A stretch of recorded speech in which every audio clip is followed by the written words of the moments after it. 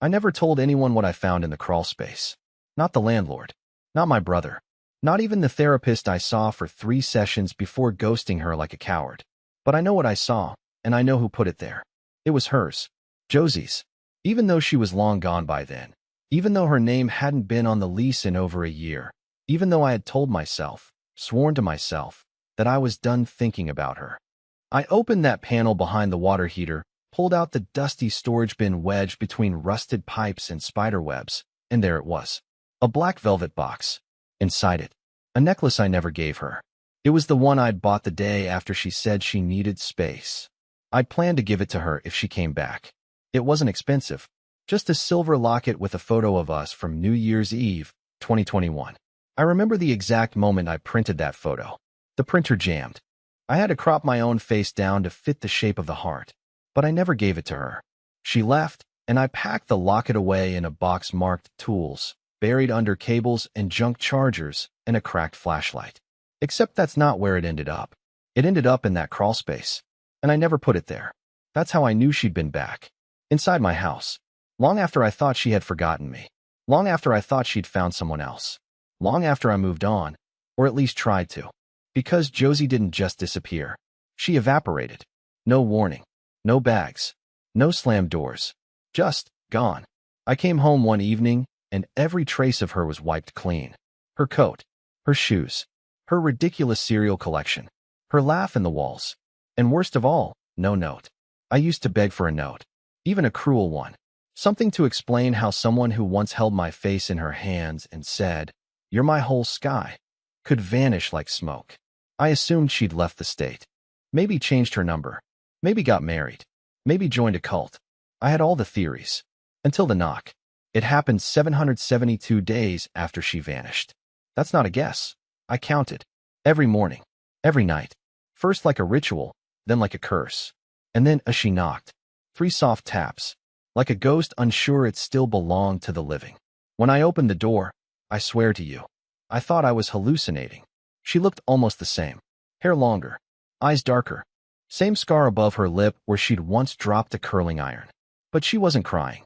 I was. She didn't ask to come in. She didn't say sorry. She didn't ask how I'd been. All she said was, "I know what you found." And I swear to God, my blood turned to ice. Because the necklace wasn't the only thing in that crawl space. And what I found next made me realize I never really knew her at all. I didn't say anything right away. Just stared at her like I was trying to remember a dream I'd forgotten halfway through brushing my teeth. Josie was standing there like she belonged, like she hadn't evaporated 2 years ago without a single goodbye, like she hadn't deleted our entire life with one silent keystroke. I hated how fast my body remembered her. The scent of her shampoo hit me first, lavender and something sweet I could never pronounce. Then came the memory of how she used to steal my hoodies and leave chapstick in every drawer. My mouth opened, but no words came. She didn't flinch. She looked at me like she'd already played this moment out in her head 1,000 times and was just waiting for me to catch up. She pointed toward the inside of the house. "Can I come in?" I should have said no. I should have shut the door and locked it and thrown my phone into a lake. But I stepped aside like an idiot, because that's what you do when the person who broke you walks in with unfinished sentences in their eyes. She sat on the same couch she used to cry on. Didn't even ask. Just lowered herself like gravity hadn't changed since she left. Meanwhile, I stood there like a guest in my own home, heart pounding, jaw tight, mind screaming. "You found the box," she said finally. Not a question, just a statement. Like she already knew exactly when I'd found it, what I did afterward, and what thoughts kept me awake since. I nodded slowly. "How long were you in my house?" Her eyes dropped to her hands. "Not long. Just once. I had to see if it was still there." It. Not the locket. Not the memory. Just it. I wanted to scream. I wanted to throw something.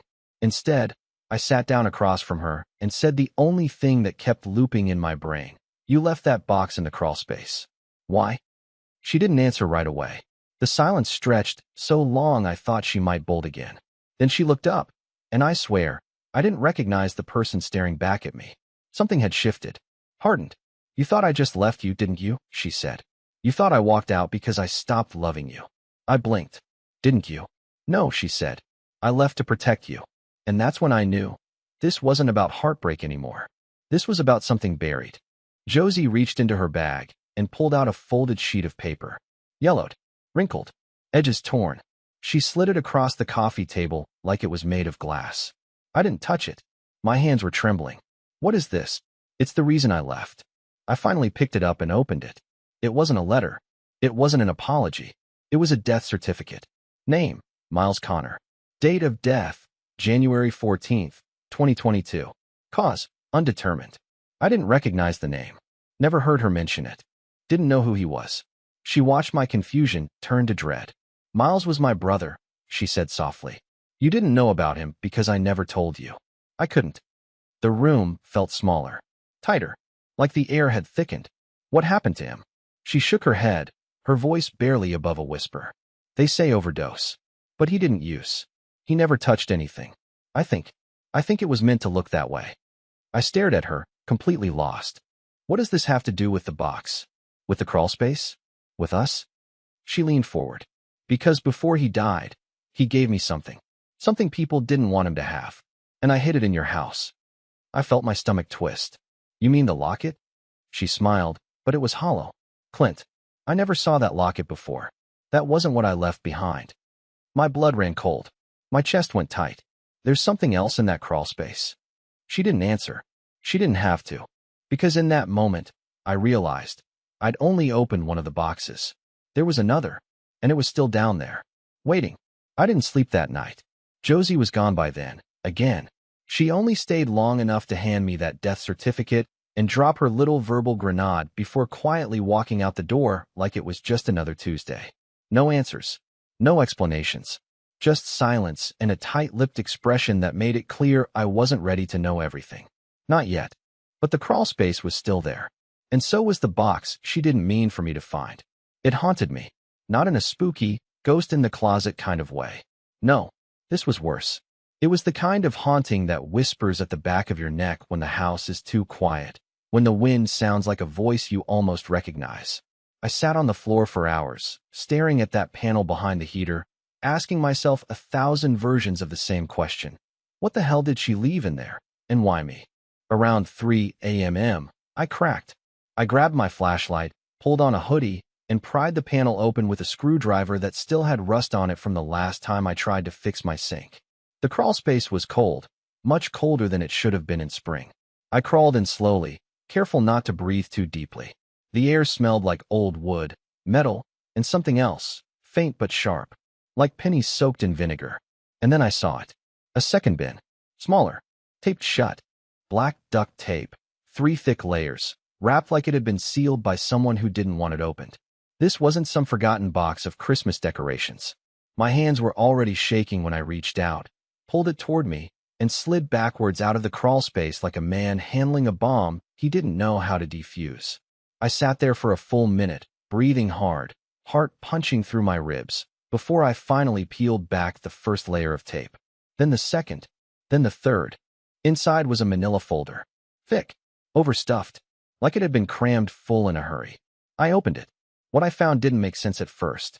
Receipts, photos, printed emails, maps with locations circled in red, a hand-drawn sketch of what looked like a school floor plan. All of it felt like pieces of a puzzle I hadn't been invited to solve. But what caught my attention, what made my mouth go dry, was a single photo near the bottom of the stack. It was of me, not a selfie. Not a picture I'd ever posed for.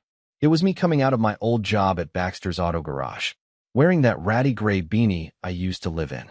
I recognized the background instantly, the rusted-out ice machine, the crooked NO smoking sign. Whoever took that photo had been watching me, closely, and recently. I stared at it for what felt like hours before flipping it over. On the back, written in black ink, were 4 words. Does he even know? The room swam. My vision blurred. For a second I thought I was going to pass out. I dropped the photo and staggered to the sink to splash water on my face. My reflection looked pale, hollow, like I'd been drained. I was shaking again. I went back to the bin and checked every inch of it. There was something else taped to the inside lid. A USB drive. I hesitated. Then I plugged it into my laptop with the same caution you'd use when defusing explosives. The drive had only one video file. No title, no context, just a timestamp. Dated 6 weeks after she left me. I clicked play. At first, it was static. Then darkness. Then a grainy image flickered to life. A basement. I recognized it instantly. Ours. The old apartment over the bakery. That stupid teal wall in the background. A man was standing in front of it, looking straight into the camera. I didn't recognize him. Mid-30s. Sharp jaw. Leather jacket. Clean shaven. He looked angry. And scared. And then, Josie stepped into frame. She wasn't crying. She wasn't smiling. She was stone cold. The man said something I couldn't hear. The audio was damaged. But I saw Josie shake her head. Then she leaned in and whispered something into his ear. The man's face changed. Horror. Pure, paralyzing horror. He tried to back away. And then, the screen cut to black. Just like that. I stared at the laptop like it owed me answers.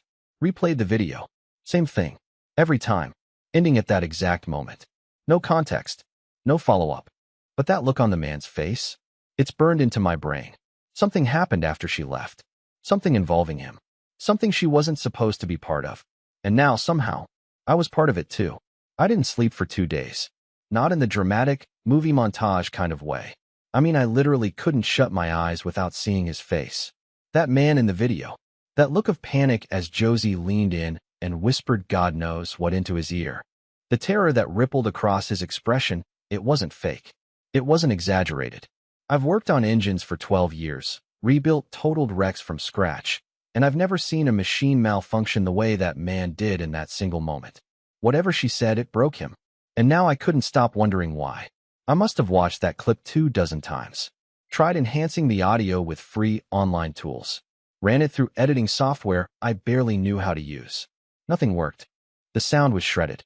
Like someone had intentionally corrupted the file. All I had were images, frozen moments, and questions. And then I did something stupid. I called her. I shouldn't have. I knew that. But when you've been living inside your own head for 48 hours, every bad idea starts sounding like a solution.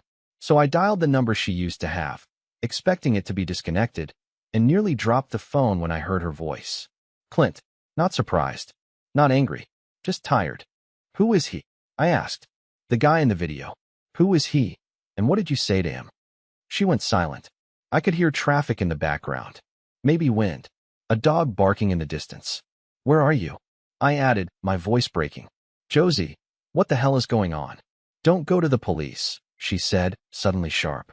Whatever you do, Clint, don't talk to anyone about what you found. Promise me. I don't even know what I found. I know, she said softer now. But they do. My mouth went dry. Who's they? She hung up. Just like that. I stood in my kitchen, phone still in my hand, heart pounding like I'd run a marathon. My cat, Pancake, stared at me from the window like he had questions too. That night, I opened the manila folder again. This time, I looked at everything carefully, one item at a time, trying to connect dots that didn't want to be connected. The receipts were all from places in my town, gas stations, pharmacies, diners. Most were dated within a 2-week period. All cash transactions. The names scribbled on top, Derek, Derek C., and DC, repeated across multiple documents. Was that his name? Then I found it. A partially torn envelope. Postmarked 6 months ago. Addressed to someone named Derek Conley. There it was. The man in the video had a name. The return address was out of state, a small P.O. box in Indiana. I Googled it. Nothing came up. But the handwriting on the envelope matched Josie's. I was sure of it. I'd seen it on birthday cards. On sticky notes left on my mirror. That curvy lowercase s was burned into my brain. Which meant Josie had sent him something. Recently. Long after she disappeared. Which meant she never really disappeared at all. She just went underground. Off-grid.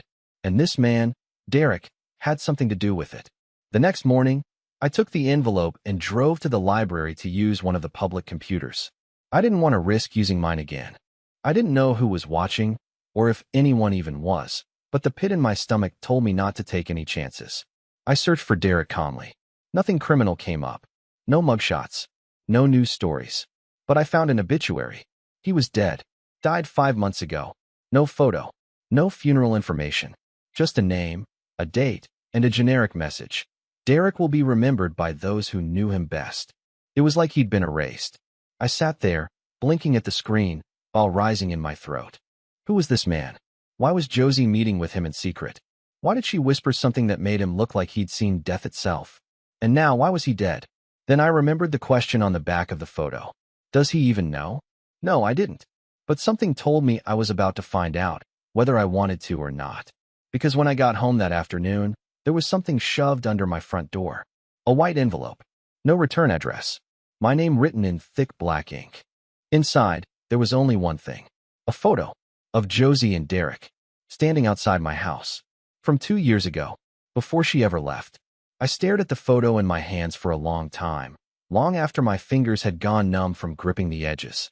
It wasn't blurry. It wasn't edited. It was crystal clear, too clear. Josie, standing just behind Derek, both of them looking up toward my window like they were waiting for me to come out and catch them. She had a coffee cup in her hand. He was holding what looked like a clipboard. Their body language wasn't romantic. It wasn't even casual. It was formal, cold, like business. That was the part that made me sick. Because for the first time since she vanished, I started to wonder if Josie ever loved me at all, or if I was just a name on someone's checklist. I flipped the photo over. Nothing written on the back this time. But the envelope, the one it came in, was sealed with red wax. A circle imprint. I squinted at it under the kitchen light. It was an emblem of some kind. Looked like a snake curling into its own mouth. Not a design I'd ever seen in real life. Only the kind you might see in some obscure thriller movie where the cult turns out to be your next-door neighbor. I tossed it on the counter and backed away from it like it might bite. That's when I noticed it. The cupboard door near the fridge, it was open. Just a crack. I never leave it open. I live alone. I double-check locks. I unplug appliances when I go out for more than 30 minutes. I'm a creature of habit, the cautious kind.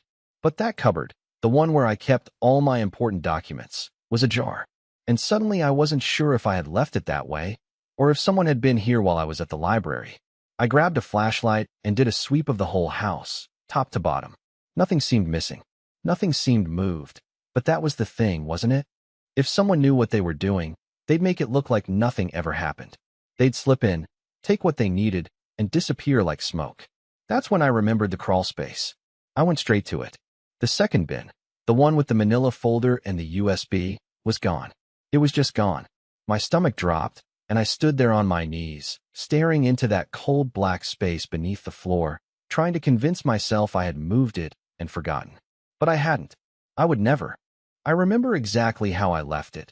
Taped shut again, tucked back into the far left corner, behind the PVC pipe. I stood there, breathing heavy, hands clenched, hearing the faint hum of the refrigerator like it was screaming at me. I wasn't safe. Not in my own home. Not anymore. I sat on the floor for what felt like an hour, phone in my hand, debating whether to call the police. But what would I say? Hi, someone broke into my house and stole a mystery box my ex-girlfriend left behind after disappearing for 2 years. Yeah, that would go well. So I did nothing. Again, just like I did when she left. And that's when I realized, that's what they're counting on.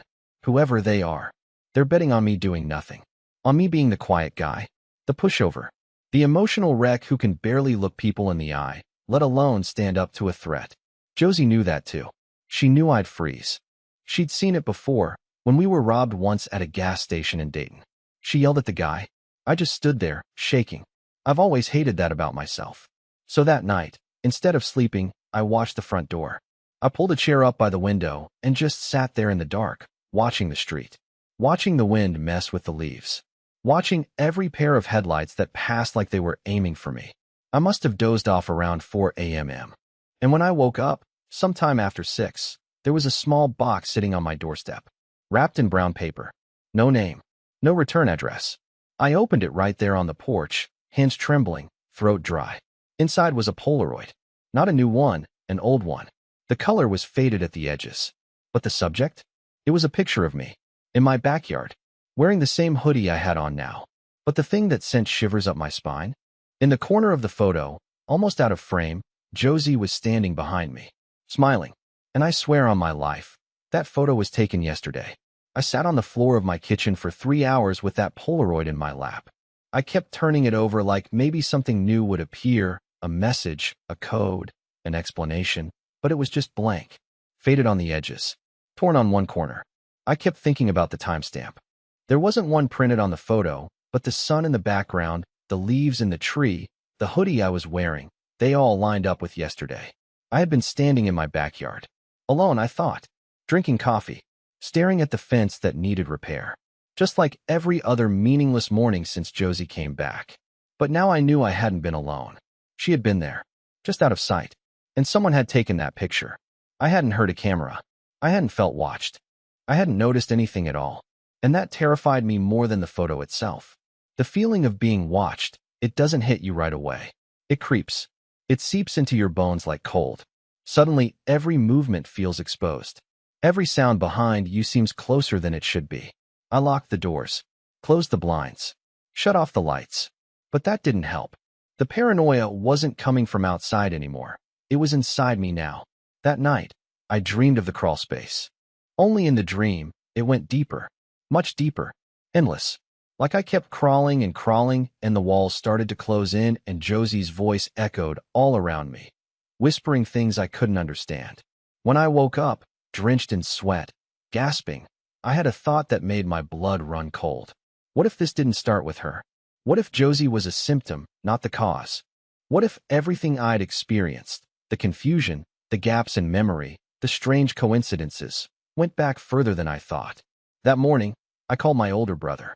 Gavin. We don't talk much. He's a no-nonsense type, the kind of guy who thinks therapy is a scam and feelings are optional. But he's also the only person who's known me my whole life. I figured if anyone could help me put the puzzle together, it'd be him. When he answered, I didn't ease into it. Did anything weird happen to me in 2015? There was silence on the line. I thought the call dropped. Then he cleared his throat. Why are you asking that? I need to know. Please. Did something happen back then that I don't remember? Another pause. You mean before or after you disappeared for 2 days? I froze. What are you talking about? He sounded irritated now. Clint, don't do this again.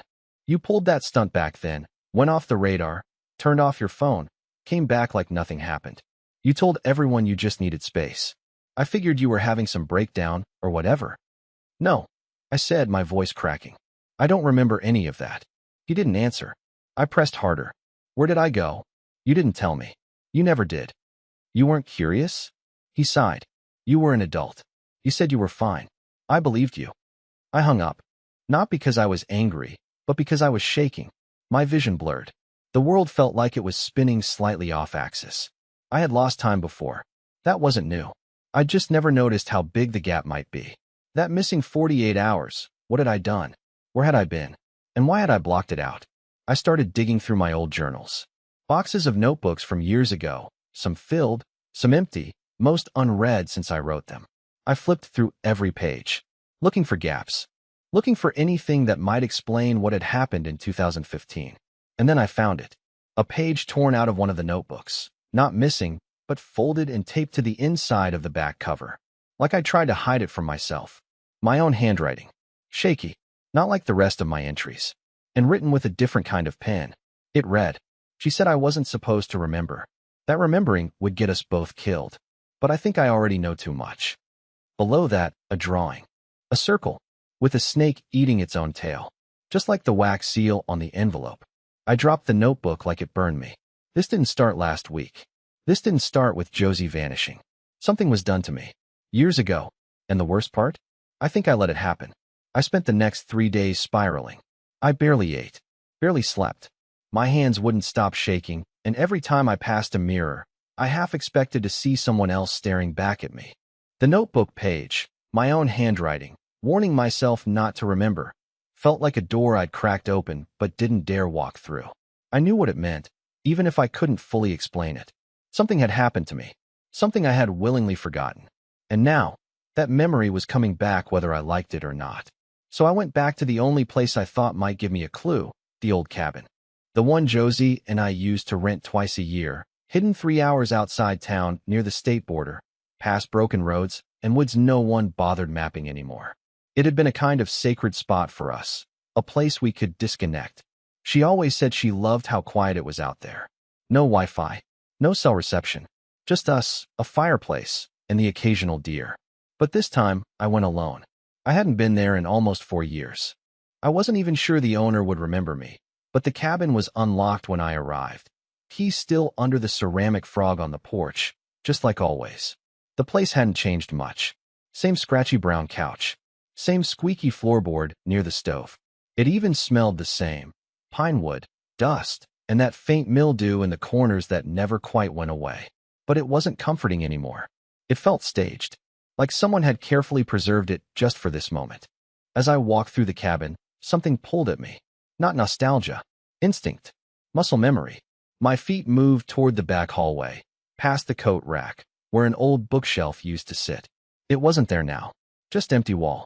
But when I pressed my hand against the paneling, I felt it give. I hesitated, then pushed harder. A hidden latch clicked. Behind it, a narrow doorway. I froze. My heart thundered so loud I could barely hear my own breathing. I had been to this cabin a dozen times with Josie, and she never once mentioned anything like this. Not even a joke. Not even a hint. But as the door creaked open, the air that spilled out from the darkness was cold, unnaturally cold, and smelled faintly of antiseptic. I pulled out my phone. No signal, of course. I turned on the flashlight and stepped inside. The room was small, windowless. Concrete walls, not wood. The floor was tiled, sterile. In the center of the room, a single chair, bolted to the ground. Leather straps on the arms. Dried stains on the seat. There was a small table beside it, with a metal tray and several glass vials, all empty. Some were cracked. Others still had dried residue inside. I couldn't breathe. I couldn't move.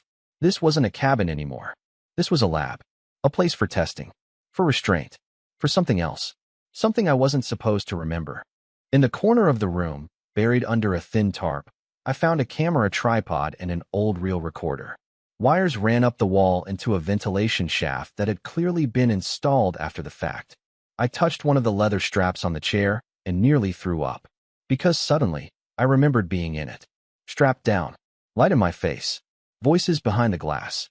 A woman speaking softly, saying my name over and over again. I remembered my wrists burning, the feel of cold metal on the back of my neck, and someone whispering, "If he forgets, he survives." I stumbled backward, nearly falling. My head was splitting. My ears rang. And in that moment, I finally understood what Josie had meant when she said she left to protect me. She didn't just disappear. She escaped.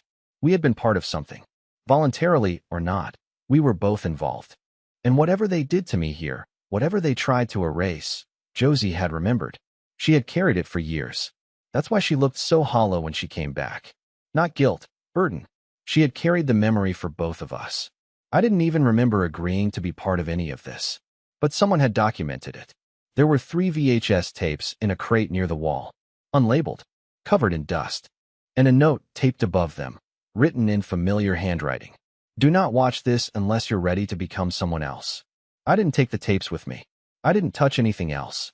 I locked the cabin door behind me and drove back in silence, my mind spinning in 1,000 directions. But when I got home, as I walked up the steps to my porch, I froze. Because sitting on the welcome mat was a small box, wrapped in brown paper. Again. And this time, there was a note. "We warned you. You opened the door. You're not safe anymore." I didn't open the box. Not this time. I sat on my porch with it in my lap as the morning sun began bleeding through the trees. The note was still in my hand. Short, threatening, and final. "We warned you. You opened the door. You're not safe anymore." That would have crushed me just a week ago. Would have sent me into a spiral of fear and self-doubt. But now it felt like a script someone had handed me, and I was finally ready to stop reading from it. Because something had changed in me. Finding that room, remembering the chair, the voices, the things they did to us. It wasn't just traumatic. It was freeing. Like ripping off a bandage and finally seeing the scar underneath. Ugly, yes, but mine. Mine. And once I saw it clearly, I knew what I had to do. I drove 6 hours that day. Took back roads. Kept my phone off. Packed nothing but water and the Polaroid. My hands still shook on the wheel, but my mind was clear for the first time in years. I didn't have an exact address, just a town. Ashburn, Indiana. The same one from the return address on Derek Conley's envelope. It barely showed up on the GPS. No chain stores, no gas stations with working card readers. Just long stretches of farmland and silence. And then I saw her, Josie, sitting on a bench outside an abandoned train depot, as if she knew I'd come. She didn't look surprised. If anything, She looked relieved. I pulled over. Got out. We didn't speak for a full minute. Just looked at each other. Her eyes were tired, but soft. She held herself like someone who'd carried a secret for too long and finally had someone to hand it to. You remembered, she said. I nodded. Not everything, but enough. She smiled, and this time it wasn't hollow. We sat together on that bench as the wind kicked dust across the parking lot. She told me everything, the whole story, no edits. About the research trial we had joined years ago, pitched as a cognitive expansion experiment. About the organization behind it. Not some underground cult, just a private defense contractor with a clean website and dirty hands. About the way they used the volunteers, us, as prototypes for psychological erasure. How they wiped trauma, then studied how we lived without it. But when Josie started to remember fragments, things that didn't make sense, they panicked. Offered her a deal, disappear, and they'd leave her alone. But she couldn't just leave me behind. They said you wouldn't remember, she whispered. That if I stayed away, you'd live a simple, peaceful life. I swallowed hard. And if you came back, they'd try to finish what they started. I reached for her hand. She flinched at first, but then let me hold it. It was warm, real, familiar. And in that second, something inside me, something buried for years, clicked back into place. I don't want peace if it means living someone else's life, I told her. I want mine, even the ugly parts. She laughed, quietly, the same hiccup laugh I hadn't heard in years, the one I thought I'd only ever hear in memory. We didn't run, not in the dramatic, movie way. There was no high-speed chase, no shootout, no coded messages hidden in song lyrics. We just moved on. Together. I deleted the threats, burned the box, cut ties with every trace of the past that wasn't mine to carry anymore. We moved to a small coastal town where no one knew our names. I started working part-time fixing bikes. Josie teaches art to kids. We grow tomatoes. We argue about dumb things like coffee brands and which movie to watch. We hold hands in public. And sometimes, in the middle of the night, when the house creaks or a car door slams too loud, I'll see her tense up or feel my own heart spike. But then we remind each other. We're here. We're safe. And we remember everything now. And the truth? It wasn't the forgetting that broke us. It was the lie that forgetting was easier. Because real love, the kind that survives silence and shadows, doesn't live in the perfect moments. It lives in the ones you survive together.